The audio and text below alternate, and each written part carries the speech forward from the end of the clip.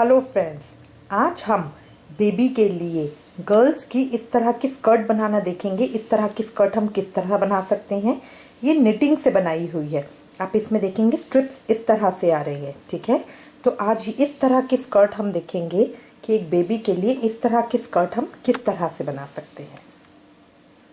ये देखिए, शुरू करेंगे। शुरू करने के लिए मैंने सिलाई में 50 फंदे ले लिए हैं और इन 50 फंदों की 2 सीधी सिलाइयाँ बुन ली हैं। इस डिजाइन के अंदर ये पूरा डिजाइन हमारा सीधी सिलाइयों में बनता है। इसके अंदर हम उल्टी या कोई और डिजाइन नहीं डालते हैं। अब शुरू करेंगे। ये मैंने बेस कलर लिया है जिससे मुझे लाइनें डालनी है। ठीक है, अब जो मेरा मेन कलर है वो मैं इसके साथ मैंने जोड़ लिया है। अब उसके साथ मैं 10 फंदे सीधे बुनूंगी, गिनकर 10 फंदे सीधे बुनूंगी।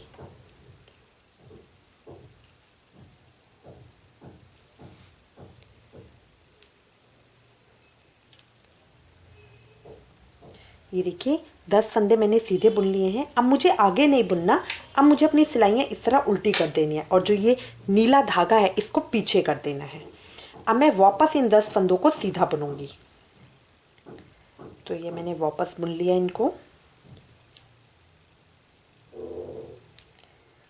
जो ये डिजाइन है ये हिस्सों में बनता है, तो इसको 5 हिस्सों में हम बना रहे हैं।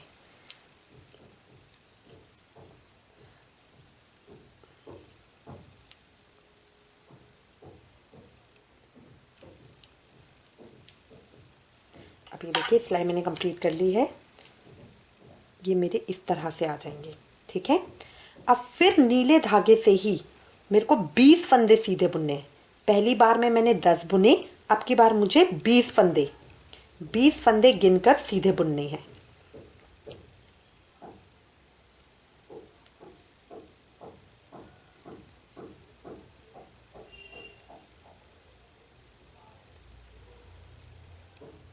ये देखिए, मैंने बुन लिए हैं। इसमें से 10 फंदे तो मेरे नीले वाले ही थे और 10 फंदे मैंने सफेद को बुने हैं। जो मेरे सफेद थे, ये देखिए पीछे सफेद के मार्क भी आ रहे हैं। अब फिर उसी तरह मैं अपनी रो को वापस इसको टर्न कर लूंगी, नीले धागे को पीछे कर लूंगी और इन 20 फंदों को फिर से सीधा बुन के ये पूरी सिलाई कर लूंगी। 20 फंदों को सीधा बुन लूंगी।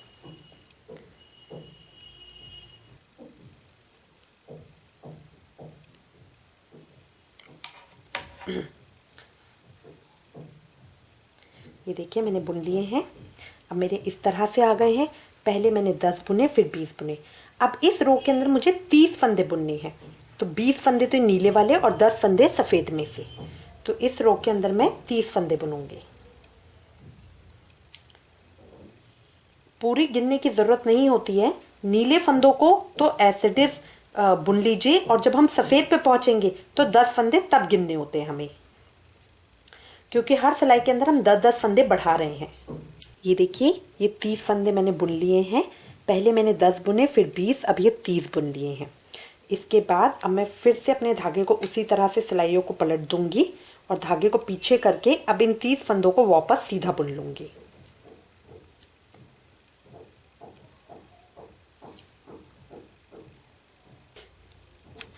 ये देखिए, ये वाली सिलाई भी मेरी हो गई है। अब मुझे 40 फंदे बुनने हैं। ठीक है, तो 30 फंदे तो ये हैं, 10 फंदे और बुन के मैं 40 फंदे बुन लूंगी। ये देखिए, अभी मैं इसमें 40 फंदे बुन लिए हैं। अब फिर मैं अपनी सिलाइयों को उल्टा कर लूंगी और धागे को पीछे करके इन 40 फंदों को वापस सीधा बुन लूंगी। देखिए, ये रो भी हो गई है। अब इसके बाद ये मेरी आखिरी सिलाई है। इसके अंदर मैं पूरे 50 फंदों को बुनूंगी और पूरे 50 फंदों को वापस बुन लूंगी। तो इसकी सिलाई सीधी और उल्टी मैं सीधी सीधी सिलाइयाँ 2 निकाल लूंगी। पूरे सारे फंदों को सीधा बुन लूंगी। देखिए, जो मेरी लास्ट रो थी 50 फंदों की, उसको भी मैंने पूरा बुन लिया है। पहले सीधा बुन के उल्टी सिलाई भी पूरी सीधी कर ली है। ये मेरी हो गई। अब ये मेरी एक कली पूरी हो गई है। ये जो मैं स्कर्ट बना रही हूँ, गर्ल स्कर्ट, ये मैं कलियों में बना रही हूँ। तो पहले मैंने 10 फंदे बुने, फिर 20, फिर 30, फिर 40 और लास्ट के 50। इसके अंदर आप देखेंगे जो हमारा घेरा है वो चौड़ा आएगा और बेल्ट छोटी आएगी। जो बेल्ट है उसके अंदर एक सफेद, एक नीली, एक सफेद, एक नीली धारी इस तरह से करते हुए आएगी। अब ये करने के बाद अब मैं अपना सफेद धागा लगाऊंगी। धागे की जो अगली ये रो है, अब इसके अंदर मैं पूरे 50 को सफेद से कर लूंगी और सफेद से ही उल्टी सिलाई भी पूरी कर लूंगी। ठीक है, ये पूरी ड्रेस सीधी सिलाई में बनेगी। सारे फंदों को मैं सीधा बुन लूंगी सफेद से, ताकि मेरी धारी आ जाए। देखिए व्हाइट की लाइन मैंने कर ली है। अब फिर से मैं नीला धागा लगाऊंगी। नीले धागे की फिर से इसी तरह से मैं अब कली डालूंगी। पहले 10 फंदे सीधे बुनूंगी, उनको पलट लूंगी। इस तरह करते हुए ये मेरे घेरे की, ये मेरी स्कर्ट इस तरह से आड़ी बन रही है, तो यहाँ ऊपर कमर बनेगी, नीचे घेरा बनेगा। ठीक है, अगर आप इसकी फंदे बढ़ाना चाहते हैं तो आप इसमें और फंदे भी बढ़ा सकते हैं, और इसको 5 के भाग से ही करके, मतलब अगर आपने 60 फंदे रखे हैं तो आप 12-12 कर सकते हैं। इस तरह करके आप जितने मर्जी फंदे रख सकते हैं। अब इसको हम इसी तरह से इसकी कलियां डाल डाल के इसको बुनते जाएंगे। जितनी लंबाई, जितना घेरा हमें चाहिए उतना हम रख लेंगे। ये देखिए मैंने इतनी कर ली है, ये मेरा पूरा घेरा इतना आया है। ठीक है, जब मैं इसको हाफ करूंगी तो ये इस तरह से आएगी। ये ऊपर हो गई मेरी कमर और नीचे हो गया घेरा। देखिए ये इस तरह से मेरी आएगी। अगर आप और घेरा बढ़ाना चाहते हैं तो और घेरा बढ़ा सकते हैं, बट मैं इसको इतना ही रख रही हूँ। हर तरह की डिब्बियाँ डाल के देखिए, बिल्कुल यूनिक उसी तरह का डिज़ाइन मेरा आ रहा है। ये बहुत प्यारी लगती है इस तरह की। अब मैं यहाँ पे जो मैं लास्ट अपनी डिब्बी करी है, इसके अंदर कली डालने के बाद जब मैं सफ़ेद सिलाई पे आई हूँ, तो अब मैं इसके अंदर फंदों को बंद कर रही हूँ।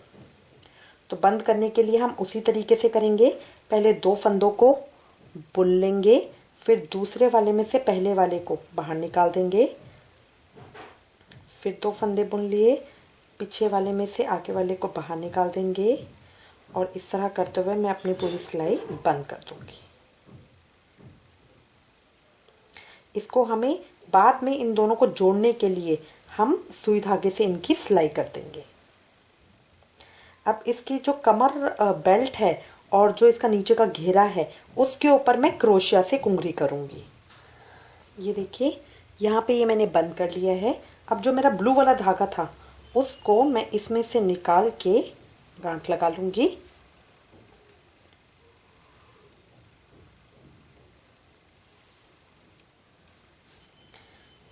और व्हाइट धागे को यहाँ बंद कर दूंगी। अब मैं व्हाइट धागे को भी यहाँ से काट नहीं रही हूँ, क्योंकि मुझे नीचे का घेरा बनाना है। देखिए ये करने के बाद अब मैं सबसे पहले बेल्ट बना रही हूँ। बेल्ट बनाने के लिए मैंने अपना क्रोशिया ले लिया है। क्रोशिया हुक को जो मेरा कॉर्नर का, सबसे कॉर्नर का इधर लूप है, उसमें मैं डालूंगी। इसमें से लूप को मैं बाहर निकालूंगी तरह से, और यहाँ पे इसका चेन कर लूंगी। अब इसके बाद हर स्टिच में से एक यहाँ से और एक इस तरफ से, क्योंकि 2 लाइनें हैं। ठीक है, अब मैं हर तरफ से एक एक, पहले मैं सिंगल क्रोशिया करूंगी इस तरह से। एक मैं यहाँ से लूंगी, ये मैं बिना बल का सिंगल क्रोशिया कर रही हूँ। एक मैं यहाँ से लूंगी, यहाँ से लूंगी।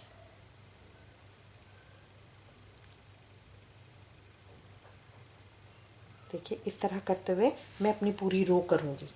पूरी बेल्ट की एक रो तैयार कर लूंगी।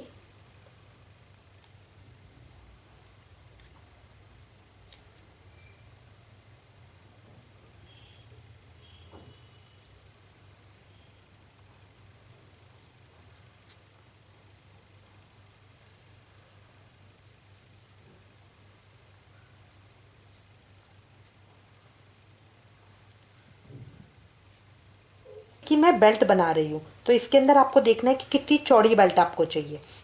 बेल्ट की कोई लिमिट नहीं है, आप इसको चौड़ी बनाना चाहते हैं, छोटी बनाना चाहते हैं, जैसी चाहें वैसी बेल्ट बना सकते हैं।